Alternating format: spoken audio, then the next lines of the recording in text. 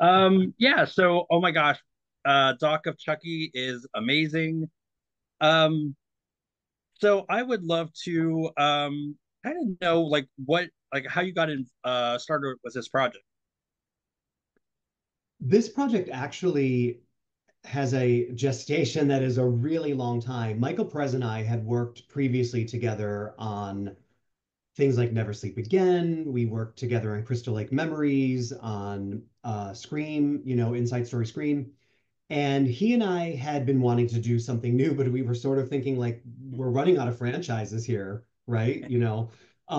And the idea of doing something on Child's Play had actually come to me from someone else years and years and years ago. And it just, it didn't feel right at the time. I definitely thought like the franchise is still going. Like maybe now isn't the time to really do that. And so we sort of just, I let it kind of just go to the wayside. And then in 2017, Michael and I talked about it again, and we were like, this is the time to really do it. So way back in 2017, we started calling people and just kind of sort of getting the idea, like, are you interested? Would you want to interview? That kind of thing. And we started very slowly lining everyone up.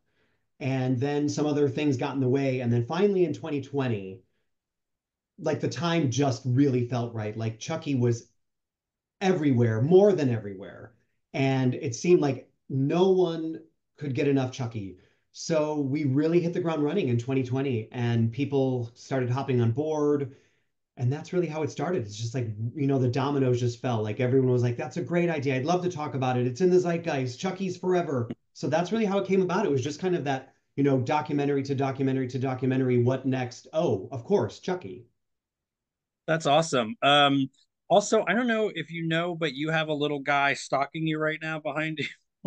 I know. No matter where I go, he's always around, right? Um, I think I mean, oh my gosh, documentary is so good. What was the most interesting story, from the documentary? Oh my gosh. There's so many stories to think about. I think that one of the most interesting things is, and I can't even say that it's definitely the most incredibly new, but just the genesis of how this project just Hmm. really started and came to be, and how Don Mancini was so young and so fresh, and how it got to David Kirshner. It's like this inspirational story of how things can happen in all the right ways for a movie to happen. So I really enjoyed, for me, talking to David and Don Mancini and really understanding the genesis of this, this thing that became Child's Play and how it got there and how David shepherded it and how he drew concepts of the doll based on what Don Mancini had written. I just really loved that development aspect of it because it was so fascinating. Everyone's always wondering, like, how do you get your movie made? And it's never overnight. Like, Yeah, never is it overnight. But look what happens when you take your time and you get it to the right people and it works. You have a documentary made about your franchise decades later. that's awesome. Now, this is like a third line in a lot of your work, but it's your documentary is so visually interesting and exciting. How important, for people wanting to make their own documentary, how important is that to kind of give it those flourishes? You know, I think visuals are so critical in a documentary. I love talking to the people, of course, and we love hearing them and we love seeing them. But there's a point where you just want to not only keep the story moving, but just you want to help tell the story. You want to help augment the story. And I think it's important to not just maybe flash a picture, but do something with that photo and make it come to life in a way that matches the, excitement or ebullience of what the person is saying and how they're saying it. I mean, that's what I love about these shows is you really get people in the chair.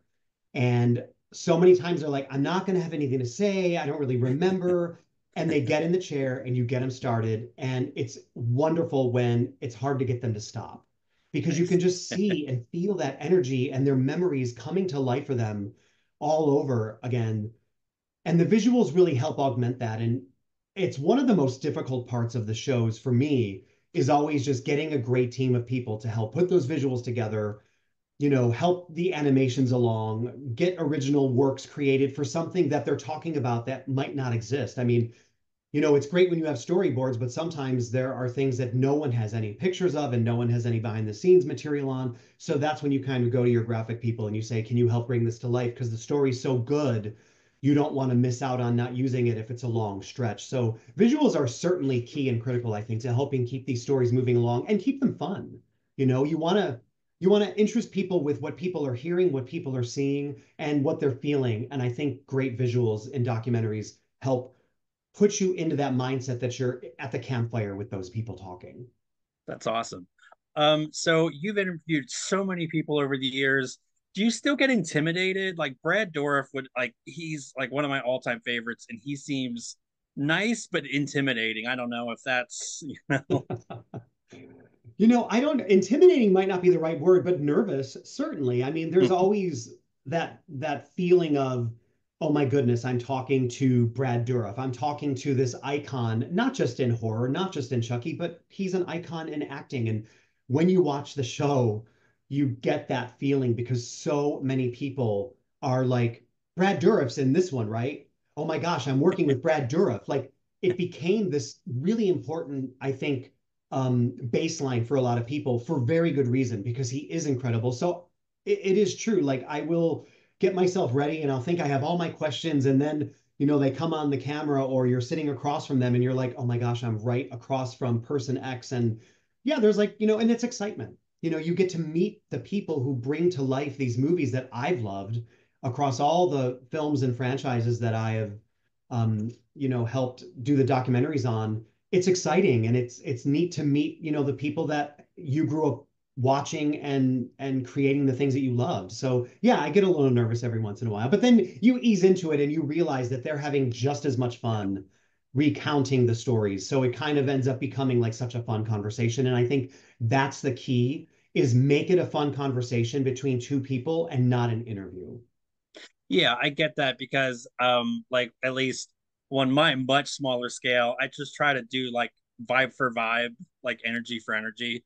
Um I kind of have to wrap up, but uh, one last question. So this is over 5 hours long. It's so amazing and exhaustive.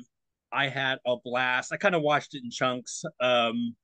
But was there a longer cut? Like how much like footage was kind of Oh, yeah, there was definitely a longer cut. I mean, this show easily could have been 10 hours. I'm pretty sure, if I'm not mistaken, I'll have to confirm with my editor, but I'm pretty sure the entire show, strung end to end, when we first did it, was maybe 8.5 hours. And we wow. knew that it would be way too long. We knew that it wouldn't be that. But you don't want to kill your darlings right away. You just want to put it all in. Like this all works. Now let's see what it is. Okay, now we have to go through and now we have to really kill a bunch of darlings and things like that. Yeah, I mean, there's always more. I mean, right? There's always Yeah. something more to uncover. And that's kind of the fun of these shows too, is, there are some things that, we know that maybe no one does and maybe they never will or they will if someone does another interview, but it's kind of fun to do these shows and get to pick and choose the best moments to bring that story to life, but there's always more. Yeah, I loved it. I thought like I was like, "Oh yeah, I know all this stuff." And then it's like half an hour in. I'm like, "Wow, I didn't know that. I didn't know that. That's so cool." So this premieres November 1st on Shutter. Um Doc of Chucky. Oh my gosh, y'all need to check it out. Thank you so much for taking the time to talk to me about it. Absolutely, thank you so much for taking the time to talk to me. I'm so glad you enjoyed it and I hope fans love it as much as we love putting it together. Oh, absolutely. Hey, thanks again, Brett. Absolutely. Thank you.